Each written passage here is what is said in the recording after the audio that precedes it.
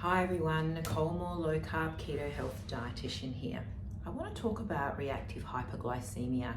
It's actually something I see commonly in the clinic, and I had a client yesterday come in and pretty much after 10 years of suffering from extreme fatigue, dizzy and fainting spells, needing to constantly feed, and particularly on things that weren't what she wanted to be feeding on, like sugar, to get her feeling better again, but then she would just feel worse again.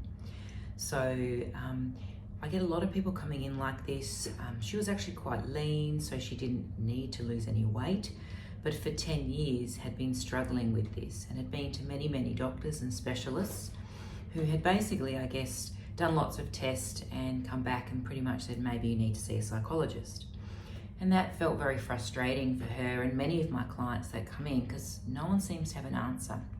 They're doing blood sugar levels which technically look pretty good, often on the lower end of the scale, and they are, all their bloods are good.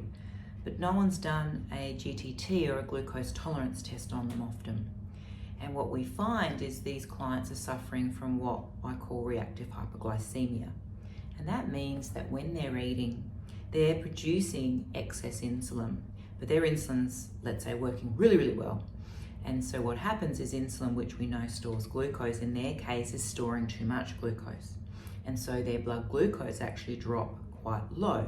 In some cases, people are experiencing and actually suffering from a low blood glucose, like a diabetic maybe who's on tablets that hasn't eaten.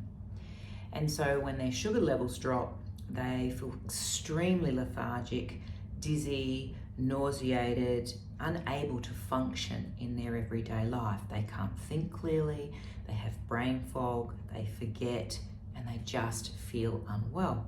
They have to feed, and it's often something that's going to give them sugar. So they rely on a jelly bean or a Coke or something to bring their sugar up. And then they feel sort of good for a period of time. And then it all starts again, because obviously they produce too much insulin in response to that carbohydrate, and therefore their sugars go up and then they crash down, and it's a never-ending cycle. So this lady had been suffering for 10 years. And when she came in, she'd had no glucose tolerance test. She had just normal bloods. And she said, please help me. No one can help me, and I can't function this way anymore. From the symptoms she told me, instantly I felt that she was having a reactive hypo.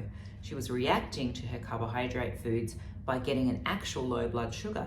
So the foods that were putting sugar into her blood, whether it was the Coke or the bread, were actually causing her sugars to crash. So I explained to her the low carbohydrate approach, and the concept still works the same. Whether we're trying to do type 2 diabetes with insulin resistance, you need to stop eating carbohydrate. You need to feed up on protein, and you need to do it regularly. And the aim will be is we get you fat adapted, and her cells can then rely on ketones and feeding off the fat we feed her to make the new petrol or the new fuel, which is ketones. And then what we have is this more stable blood glucose, because we're not getting spikes and then massive drops. So the insulin stays nice and calm as well.